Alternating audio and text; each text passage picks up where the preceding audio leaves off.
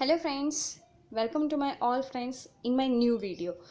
तो let us start. First of all आज हम डिस्कस करने वाले हैं इम्यूनिटी के रिलेटेड एमसीक्यू के बारे में. ओके, एमसीक्यू हम डिस्कस करेंगे various types of and various important of that in our exams. Okay, तो let us start. First of all first question है, which of the following remember antigens that have already attack the body. तो ऐसा कौन सा हमारे शरीर में ऐसा सेल है जो एंटीजेंस को मेमोराइज कर लेता है कि ये एंटीजेंस हमारे शरीर में पहले भी आ चुका है. तो the option are that A antibodies, B cells या C memory cells. The right answer is that memory cells, right? Second question is that who is the father of immunology? Immunology के father कौन है? The option is that Louis Pasteur, Ernest Haeckel या Carolus Linnaeus. We know about that Louis Pasteur is a father of that immunology because Louis Pasteur discovered first time the antibody penicillin, right. तो इसी को हम कहते हैं कि father of immunology. Okay, and हमारे दिमाग में ऐसा भी क्वेश्चन आ सकता है कि who is the father of vaccinology, right. Vaccine की सर्वप्रथम उसकी डिस्कवरी किसने दी थी? तो है Edward Jenner. Okay, the right answer is that Edward Jenner, जिसने काउपॉक्स और स्मॉल पॉक्स की vaccine first of all discuss की थी.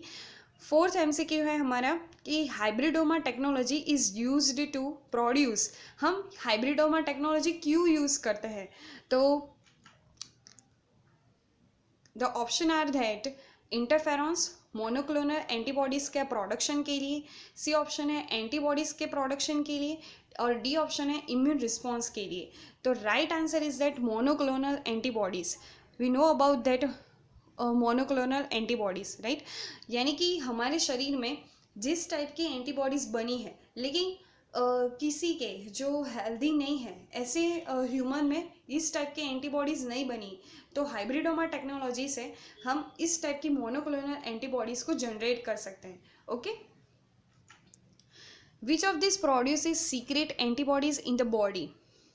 तो किस टाइप के जो प्रोडक्शन है जो एंटीबॉडी सीक्रेट करते हैं, तो इस टाइप्स के सेल्स को हम क्या कहते हैं? तो that are plasma cells. We know that जब भी कोई एंटीजन के अटैक होगा तब क्या होगा?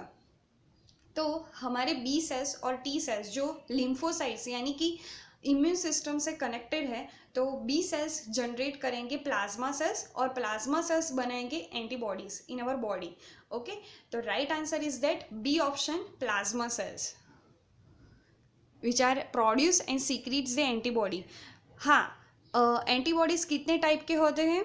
तो 5 टाइप्स के होते हैं, IgG, IgA, IgM, IgD और IgE. Okay, next question is that sixth question, resistance developed in an individual as a result of antigenic स्टिम्युल्स.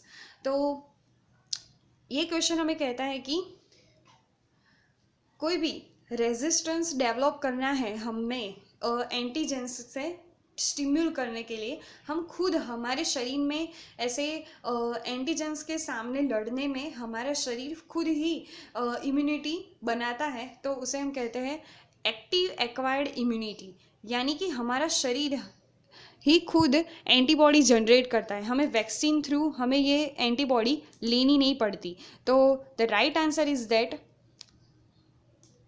Active acquired immunity, right. The right answer is that B. 7 नंबर का question है कि redness, heat, swelling and pain are the indicative of that. Redness हो, heat हो, swelling हो या pen हो, हमारे यहाँ पर हम जानते हैं कि हमारी रेड कैपिलरीज, ब्लड कैपिलरीज जो होती है उसका डायमीटर कितना होता है, राइट. बट जब भी कोई एंटीजेंस का अटैक होगा या फिर किसी भी फिजिकली कोई एसिड जो है वो पोर हो गया है हमारी स्किन पर, तो क्या होगा? तो रेडनेस, हीट और स्वेलिंग और पेन होगा.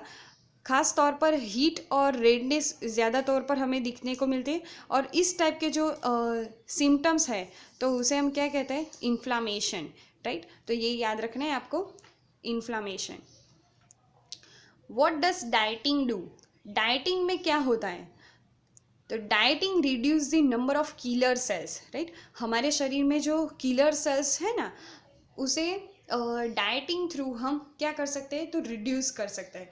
हमें जो किलर सेल्स हैं वो कभी कभी अच्छे भी होते हैं और कभी कभी क्या करते हैं, हमारी बॉडी को ज़्यादा तौर पर रिस्पॉन्स के लिए प्रोडक्शन करते हैं और हमारे ही सेल्स को रिकॉग्नाइज नहीं कर पाते। इसीलिए किलर सेल्स को आमतौर पर उसे जितने हो उतने की ओछी मात्रा में हमारे शरीर में होने चाहिए। Okay, next question is that how does antibodies fight antigens? The first option is that specific binding site on antibodies join with specific markers on antigen. तो antibodies हमारे जो एंटीजेंस आए बाहर से, जो एंटीजेंस आए उसके सामने कैसे फाइट करती है। तो फर्स्ट ऑफ ऑल है कि हम जानते हैं कि एंटीबॉडीज़ के साथ क्या है। तो एंटीबॉडीज़ रिकॉग्नाइज कर सकती है कि ये एंटीजेंस है, तो उसके साथ क्या होता है, FAB यानी कि एंटीजन बाइंडिंग प्रोटीन उसके साथ होता है। याद कीजिए, रिकॉल कीजिए कि उससे एंटीजेंस क्या करेगा, बाइंड हो जाएगा, राइट। तो स्पेसिफिक एंटीजेंस के लिए स्पेसिफिक एंटीबॉडीज क्या करती है, वर्कआउट करती है। B option is that antibodies ignore the good cells and attack the bad ones. Okay, तो क्या करती है, गुड सेल्स को बचा के रखती है, लेकिन बैड सेल्स जो होते हैं, जो हमारे शरीर को नुकसान कर रहे होते हैं, उसे क्या करती है, तो उसे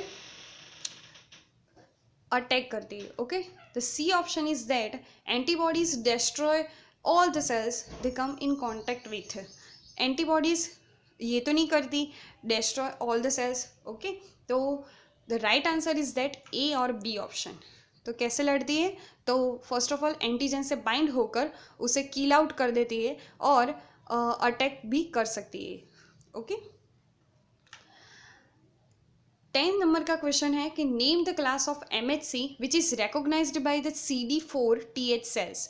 आप रिकॉग्नाइज कीजिए कि CD4TH सेल्स यानी कि helper T cells, helper T cells को रिकॉग्नाइज करने वाला MHC कौन सा होता है हमारे शरीर में। तो MHC का फुल फॉर्म आपको पता ही होना चाहिए कि मेजर हिस्टोकॉम्पैटिबिलिटी कॉम्प्लेक्स जो हमारे शरीर में होते हैं वो हेल्पर टी सेल्स को रिकॉग्नाइज करते हैं, लेकिन वो कौन सा होता है, तो MHC2। It is a right answer is that C option, MHC2 helper T cells को रिकॉग्नाइज करता है। ओके, 11 नंबर का क्वेश्चन है कि immunological destruction of the body tissue and the product due to the antibodies reacting with its antigen is called.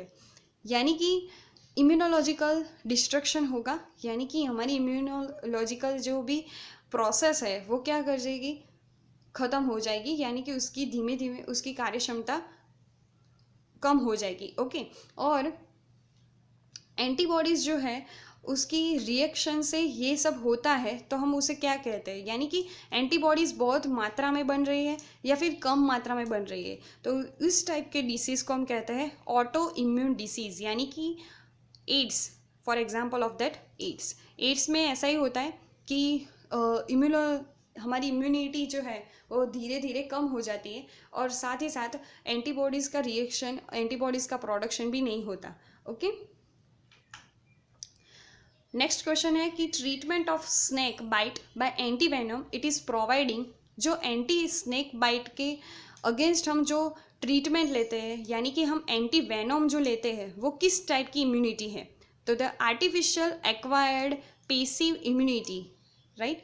The artificial है, हम बाहर से ले रहे हैं, हमारे शरीर नहीं बना रहा है उसे, यानी कि आर्टिफिशियल है। और पेसिव इम्यूनिटी, पेसिव यानी कि क्यों पेसिव, एक्टिव नहीं ले सकते, नहीं, क्योंकि पेसिव इसलिए लेनी चाहिए कि स्नेक का जो एंटीजेंस है, उसकी एंटीजेनिसिटी है वो हमें रखनी है, लेकिन उसकी जो पैथोजेनिसिटी है उसे क्या कर देनी है, किलिंग कर देनी है। नहीं तो क्या होगा, तो हमारे शरीर में ऑलरेडी स्नेक ने बाइट तो किया ही है, लेकिन अगेंस्ट हम एंटी वेनम में भी जो एक्टिव इम्यूनिटी ले तो क्या करेगा, हमारा शरीर और भी वेनम से बढ़ जाएगा। तो इसीलिए हम क्या लेते हैं, artificial acquired passive immunity. Okay, anti venom के थ्रू, ये याद रखना है।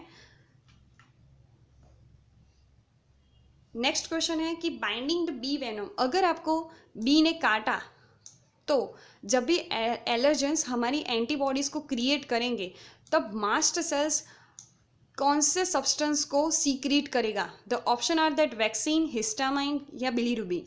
तो option is that histamine is a one type of vaso active amines जो है उसे सीक्रेट करता है कौन? Mast cells. ओके,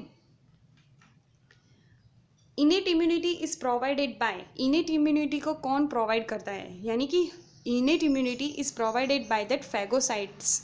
ओके, अगर कोई छोटा बेबी है तो उसे उसमें अभी इम्यून सिस्टम वर्कआउट नहीं करेगी, लेकिन जो फैगोसाइटिक सेल्स है वो इम्यूनिटी के तौर पर काम करते हैं, तो that innate immunity. Okay, name the cytokines which released in response to virus infection.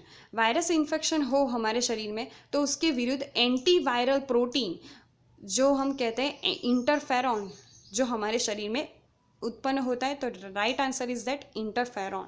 Okay, what is the term refer to the level of antibodies in your bodies? ऐसी कौन सी टर्म है जो बताती है कि हमारे शरीर में एंटीबॉडीज का लेवल कितना है? तो right answer is that Teeter, it is right answer. हम टी सेल्स काउंट करके तो नहीं देख सकते, तो wrong answer, right. T cells counting करने से हमें ये नहीं पता चलता, और हिमेटोक्रीट भी काउंट नहीं कर सकते, तो right answer is that titer. Okay, next question is that organizing taxonomic information in the logical classification it is called systematics. Okay, तो लॉजिकल क्लासिफिकेशन हो तो उसे हम कहते हैं, the right answer is that systematics, A option. Which of the following cell is a multipotent sales?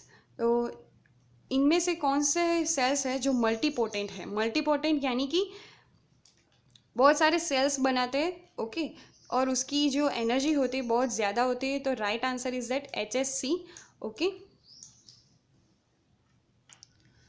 Which of the following is the treatment of choice for anaphylactic reaction? इनमें से किसकी treatment anaphylactic reaction